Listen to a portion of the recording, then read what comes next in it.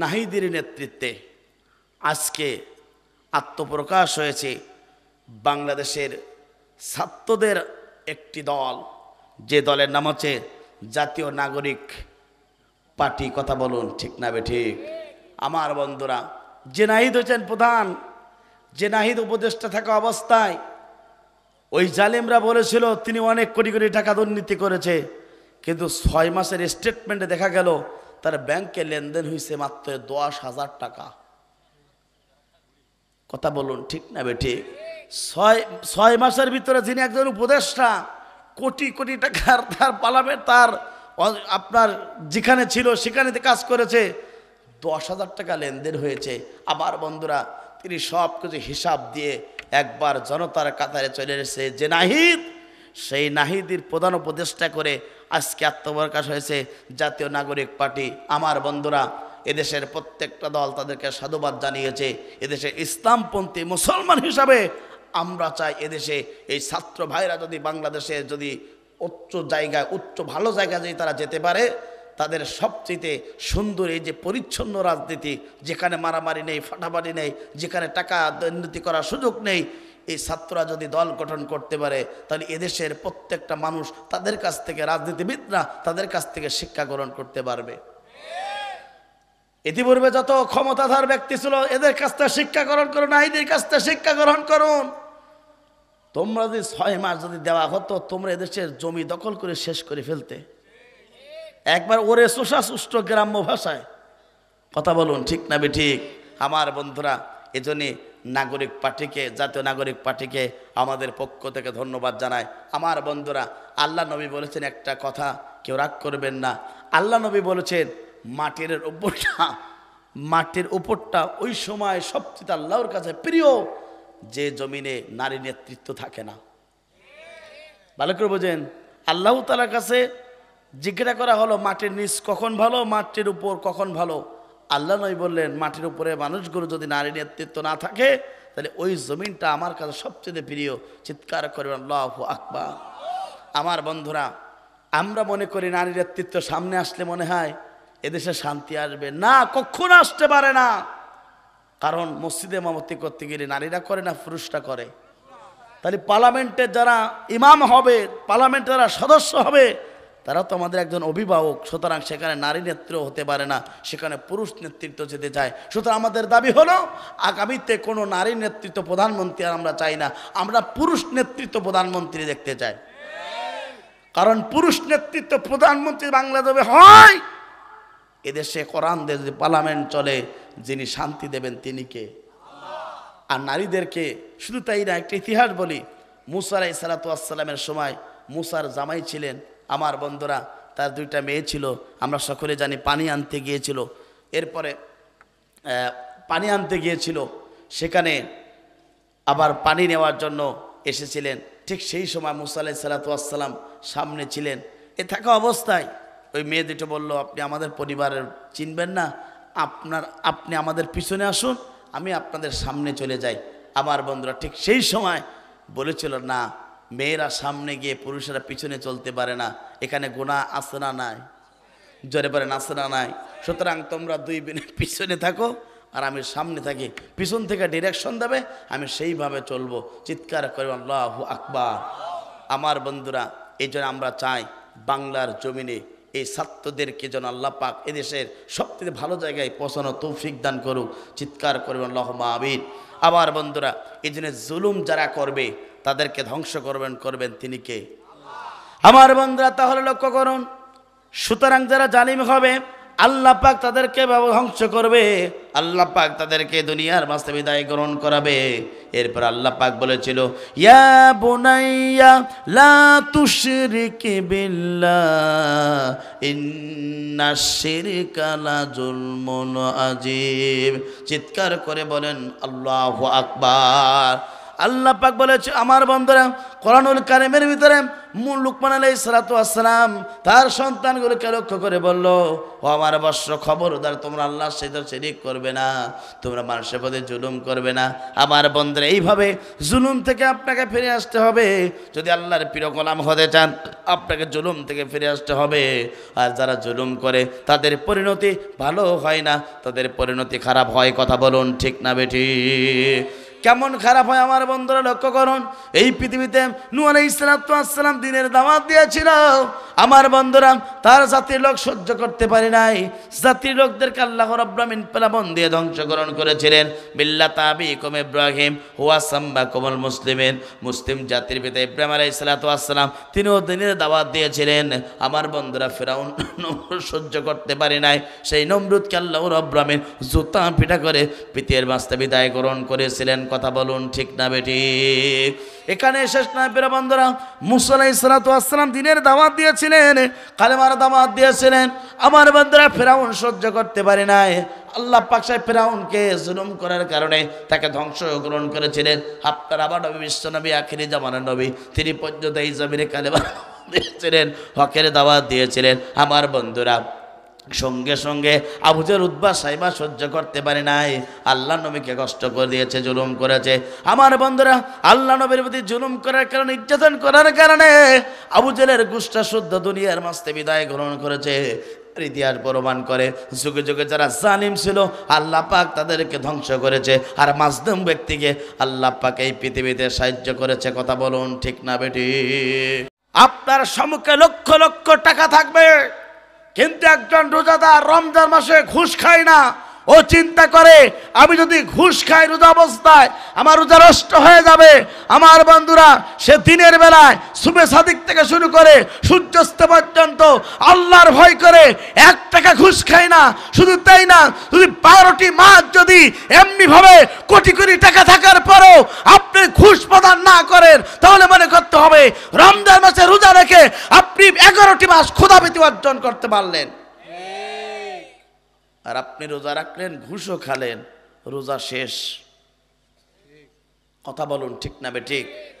রাসূল বলেছেন যে রমজান মাসে রোজা রাখলো কিন্তু মিথ্যা কথা ছাড়তে পারলো না, ও রোজা রেখেছে কিন্তু সওয়াব হবে না। এই জন্য মিথ্যা কথা ছাড়তে হবে। রমজানে রোজা রেখে কেউ কি মিথ্যা কথা বলে?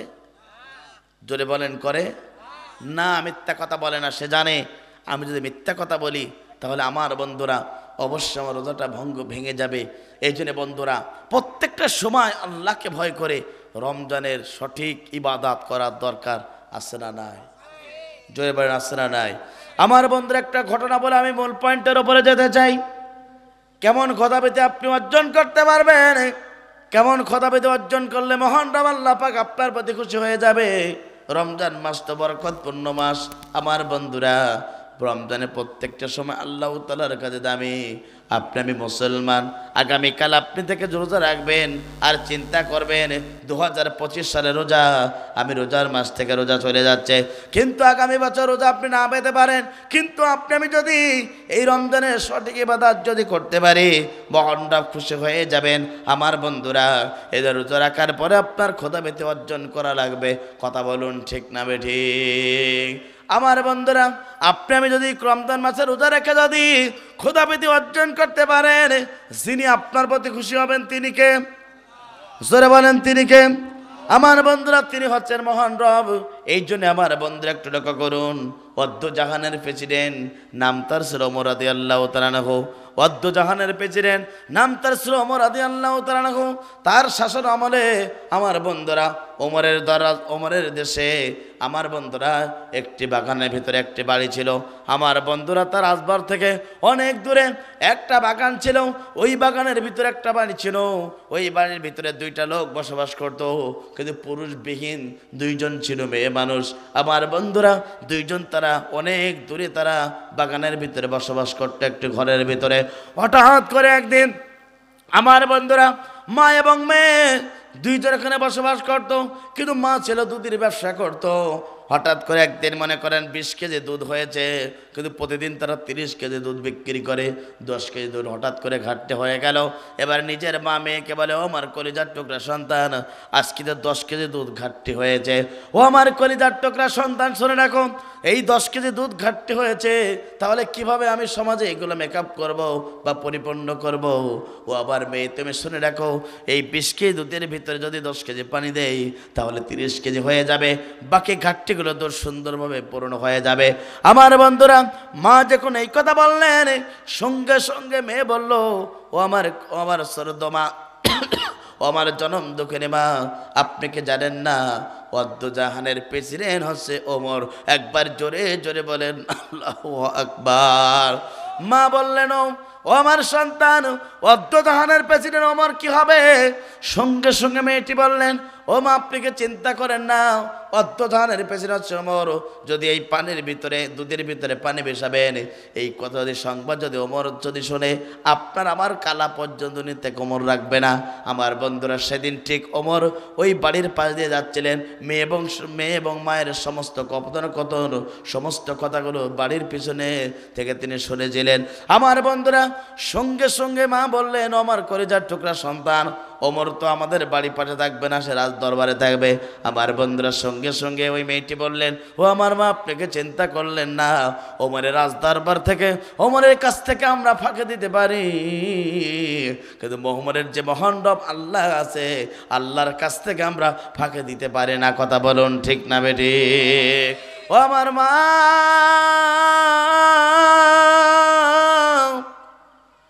আমরা ওমরের কাছ থেকে ফাঁকে দিলাম, মহান রব আমাদেরকে কাছ থেকে আমরা ফাঁকে দিতে পারবো না। আমাদের এইখান থেকে ওই ফেরেশতা কেরামেন কাতিবিন ইয়ালামুনা মা তাফআলুন, দুইজন ফেরেশতা তারা নিবদ্ধ করে রেখেছে।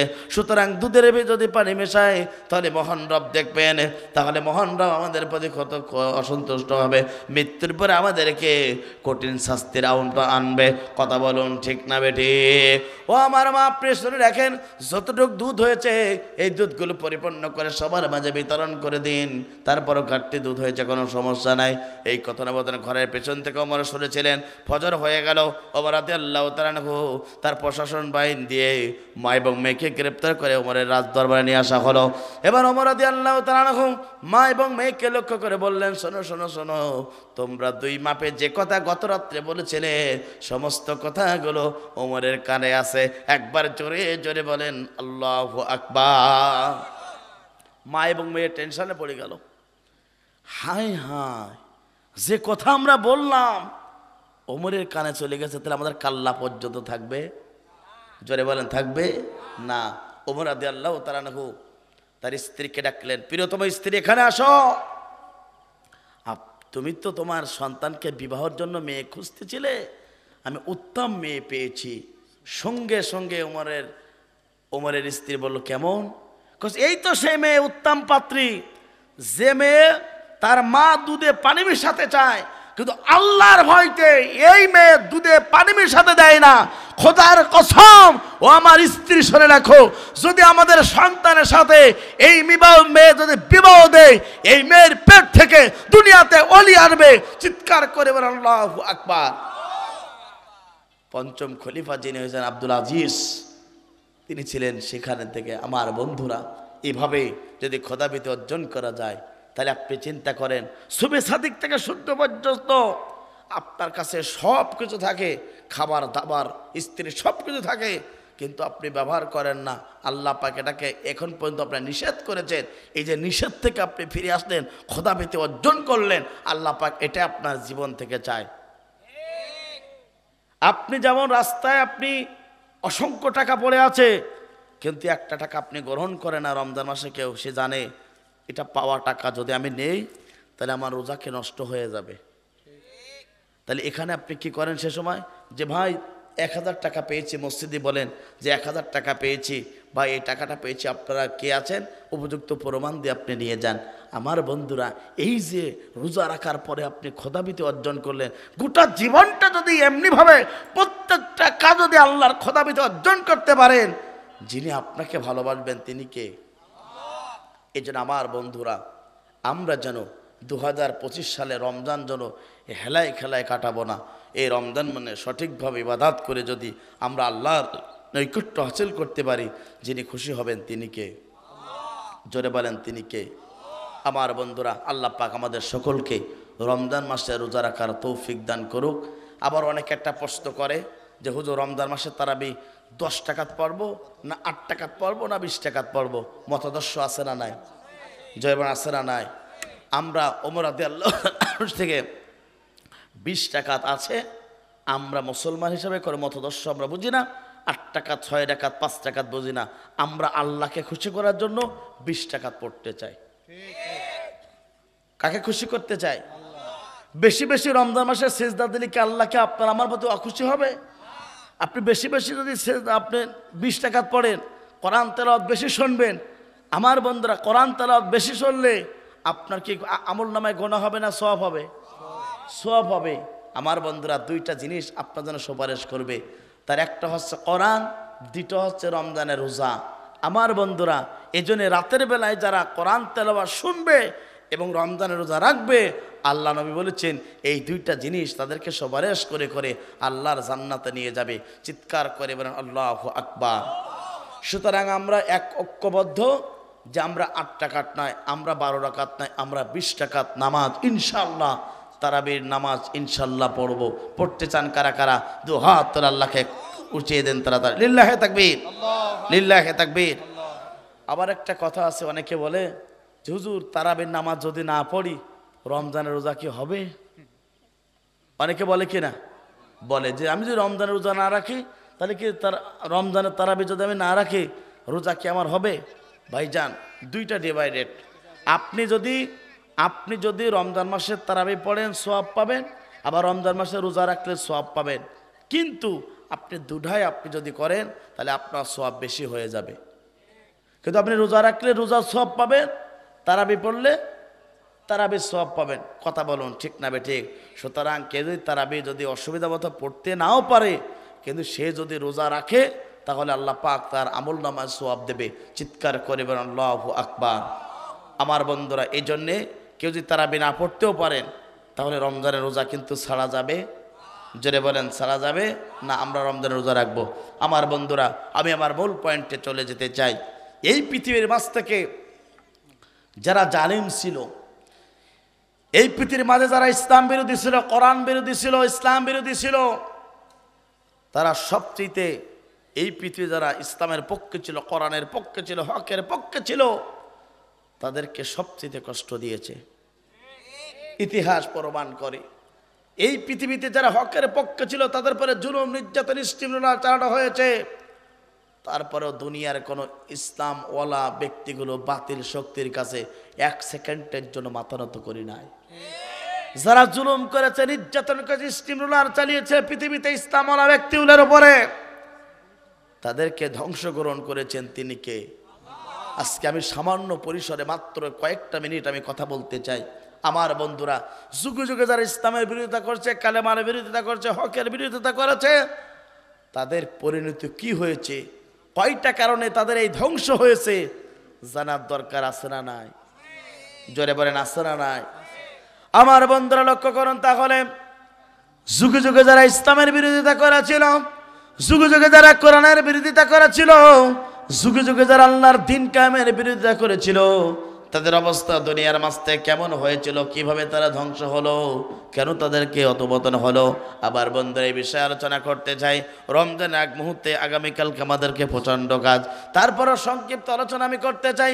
আমার বন্ধুরা, যুগে যুগে যারা ইসলাম বিরোধী ছিল, কোরআন বিরোধী ছিল, তাদের ধ্বংস হওয়ার প্রথম নম্বর কারণ হলো তারা এই জমিনে ইসলামওয়ালা ব্যক্তির উপরে তারা জুলুম, নির্যাতন করেছিল। কথা বলুন ঠিক না বেঠিক? এটা আমার কথার মহাগ্রন্থ আল কোরআনুল কারীমের কথা। এই পৃথিবীতে জালিমরা ধ্বংস হয় 5টা কারণে। তার প্রথম নম্বর কারণ হলো ওই জালিমরা এই পৃথিবীতে ইসলামওয়ালা ব্যক্তিগুলোর উপরে তারা জুলুম, নির্যাতন করেছিল। কথা বলুন ঠিক না বেঠিক? এটা আমার কথার মহাগ্রন্থ আল কোরআনুল কারীমের কথা। আল্লাহ রাব্বুল আমিন কোরআনুল কারীমের ভিতরে সুন্দরভাবে ঘোষণা করলেন। আল্লাহ রাব্বুল আমিন সুন্দরভাবে জানিয়ে দিলেন, বান্দা শুনে রাখো, যারা এই পৃথিবীতে জালিম হয়েছিল আল্লাহ পাক তাদেরকে এই পৃথিবীর মাঝ থেকে বিদায় গ্রহণ করেছিল। তার প্রথম নম্বর কারণ হলো আল্লাহ পাক বলেন, ইন্নামাস সাবিলু আলাল্লাযীনা ইয়াযলিমুনান নাস ওয়া ইয়াবগুনা ফিল আরদি বিগাইরিল হক উলাইকা লাহুম আযাবুন আলীম। আল্লাহ পাক বলেন, আমি অবশ্যই তাদের বিরুদ্ধে ব্যবস্থা গ্রহণ করব, আমি অবশ্যই তাদের বিরুদ্ধে ব্যবস্থা গ্রহণ করব, আমি অবশ্যই তাদের বিরুদ্ধে পাকড়াও করব, আমি রব্বুল আমিন তাদেরকে অবশ্যই ধরব। কারণটা হলো তারা এই জমিনে মানুষের উপর যারা জুলুম করেছিল, নির্যাতন করেছিল, স্টিম রোলার চালিয়েছিল, আল্লাহ পাক বলেন ওদেরকে অবশ্যই পৃথিবীর মাঝ থেকে আমি রব্বুল আমিন ধরব। কথা বলুন ঠিক না বেঠিক? এই জন্য আল্লাহ পাক বলেন আমি অবশ্যই তাদের বিরুদ্ধে ব্যবস্থা গ্রহণ করব। কারণটা হলো তারা এই জমিনে মানুষের প্রতি জুলুম করেছিল, নির্যাতন করেছিল। শুধু এখানেই শেষ নয়, জমিনের ভিতরে তারা বিশৃঙ্খলা সৃষ্টি করেছিল, হকপন্থী ব্যক্তিগুলোর উপর জুলুম করেছিল। আল্লাহ পাক এখানে বলে শেষ করে নাই, এরপর আল্লাহ পাক বলছেন ওদের জন্য কঠিন শাস্তি আমি রব্বুল আমিন রেখে দেব। কথা বলুন ঠিক না বেঠিক? আমার বন্ধুরা, তাহলে জালিমরা ধ্বংস হওয়ার প্রথম নম্বর কারণ হলো সমাজে যারা ইসলাম মানতে চায়, সমাজে যারা কোরআন মানতে চায়, সমাজের ইসলাম প্রতিষ্ঠা যারা করতে চায়, ওই ব্যক্তিগুলোর উপর যারা জুলুম করবে, নির্যাতন করবে, স্টিম রোলার চালাবে, ওই জালিমরা তখন ধ্বংস হবে। আমার বন্ধুরা, এখানে শেষ নয়, আর আল্লাহ পাক বলছেন আমি অবশ্যই তাদের বিরুদ্ধে ব্যবস্থা গ্রহণ করব। কথা বলুন ঠিক না বেঠিক? কথা কার? আল্লাহ পাক বলছেন ওদেরকে আমি ধ্বংস করবই। আল্লাহ পাক সূরা আস-সিজদার 22 নম্বর আয়াত আল্লাহ পাক বলছেন যে আমি জালেমদেরকে তখনই ধ্বংস করি ওদের দ্বারা দুনিয়ার সমস্ত পাপ কাজ যখন পরিসমাপ্ত হয়ে যায়, শেষ হয়ে যায়, আমি মহান রব তখন তাদেরকে পৃথিবীর মাঝ থেকে ধ্বংস করি। এমন কোনো কাজ নাই এই পৃথিবীর জালেমরা করিনি। 16টি বছর ধরে এই জালেমরা আলেমদেরকে মিথ্যা মামলা দিয়েছে।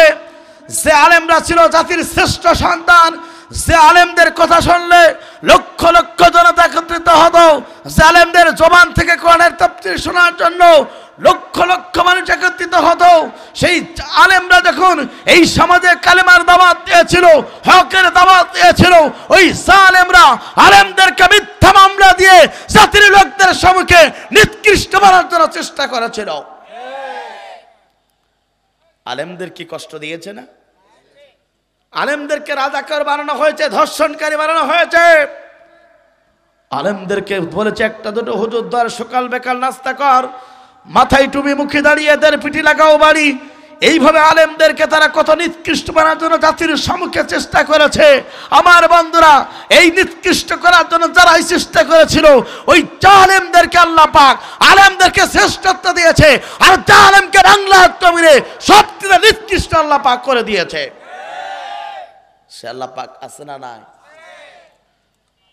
গোটা পৃথিবীর সম্পদ, যিনি গোটা পৃথিবীতে 50টা বছর ধরে কোরআনের তাফসীর করেছিল, কাবা ঘরে 3 দিনের থেকে পড়ার সুযোগ পেয়েছিল, 2 রাকাত নামাজ পড়ার সুযোগ পেয়েছিল, যার কণ্ঠে কোরআনের তাফসীর শুনে হাজার হাজার ইহুদি নাস্তিকরা কালেমা পড়ে মুসলমান হয়ে গিয়েছিল, যার জন্য 139টা দেশে জানাজার ব্যবস্থা হয়েছে। জাতির শ্রেষ্ঠ সন্তান কোরআনের পাখি আল্লামা সাঈদী পর্যন্ত এই জমিনে কালেমার হক দাওয়াত দেওয়ার কারণে, সঠিক তাফসীর করার কারণে ওই জালিমরা সহ্য করতে পারে নাই। মিথ্যা মামলা দিয়ে 13টি বছর ধরে অন্ধপ্রকার জীবন যাপন করিয়ে 18 কোটি মুসলমানের সম্মুখে কোরআনের পাখি আল্লামা সাঈদীকে তারা অন্যায়ভাবে হত্যা করেছে। কিন্তু আফসোস, দুঃখ এখানে, আজকে যদি কোরআনের পাখি আল্লামা সাঈদী বেঁচে থাকতেন, বৈষম্যবাদী ছাত্র আন্দোলনের রক্তের বিনিময়ে অর্জিত এই স্বাধীনতা, এই দিন পর্যন্ত কোরআনের পাখি আল্লামা সাঈদী বেঁচে থাকতেন, খোদার কসম বাংলাদেশের প্রেসিডেন্ট আল্লামা সাঈদী হতে পারতেন। কথা বলুন ঠিক না ঠিক? সেই আমার বন্ধুরা মিশরের সেই জেলখানা থেকে বের করে ইউসুফ আলাইহিস সালাতু ওয়াস সালামকে যেমন রাষ্ট্রপতি বানিয়ে দিয়েছিলেন, খোদার কসম যদি বাংলার জমিনে কোরআনের পাখি আল্লামা সাঈদী যদি বেঁচে থাকতেন, গোটা বাংলাদেশের কোন মুসলমান অপছন্দ করতো না, কোরআনের পাখি আল্লামা সাঈদী হতো বাংলাদেশের প্রধান উপদেষ্টা। কথা বলুন ঠিক না বেঠা? কিন্তু এই জালেমরা সহ্য করতে পারেনি, এই জালেমরা সহ্য করতে পারে নাই। এই জালেমরা কোরআনের পাখি আল্লামা সাঈদীকে তারা নির্মমভাবে 18 কোটি মুসলমানের সম্মুখে তারা ইনজেকশনের মাধ্যমে হত্যা করেছে। আমার দাবি হলো, আমার বক্তব্য হলো, আমার কথা হলো, আমার বন্ধুরা, শেখ হাসিনা সবচেয়ে বাংলাদেশের স্বৈরাচার শাসক, এই পৃথিবীতে সবচেয়ে বড় স্বৈরাচার শাসক ছিল ফিরাউনের বাচ্চা, নমরুদের বাচ্চা। ফিরাউন এবং নমরুদের পরে গোটা পৃথিবীতে তাদের উত্তরসূরি আছে শেখ হাসিনা। কথা বলুন ঠিক না বেঠা? সুতরাং সে যদি তার বাপের বিচার 50 বছর পরে বাংলার জমিনে করতে পারে,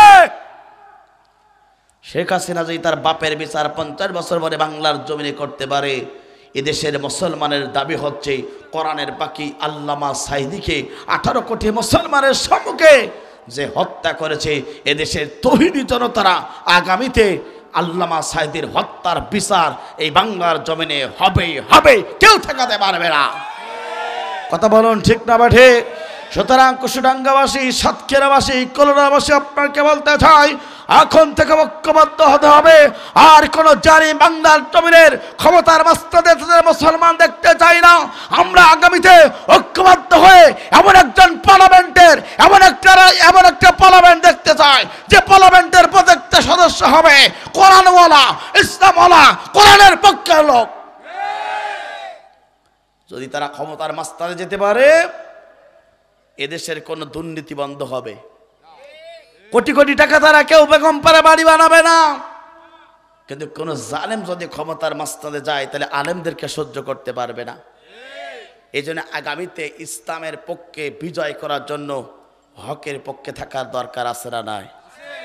আপনারা দেখেছেন বৈষম্যবিরোধী ছাত্র আন্দোলনের পরে এদেশের অন্তর্বর্তীকালীন সরকার গঠন হয়েছে। যেখানে ছাত্রের মধ্যে থেকে 2 জন সেখানে ইনক্লুড হয়েছিল।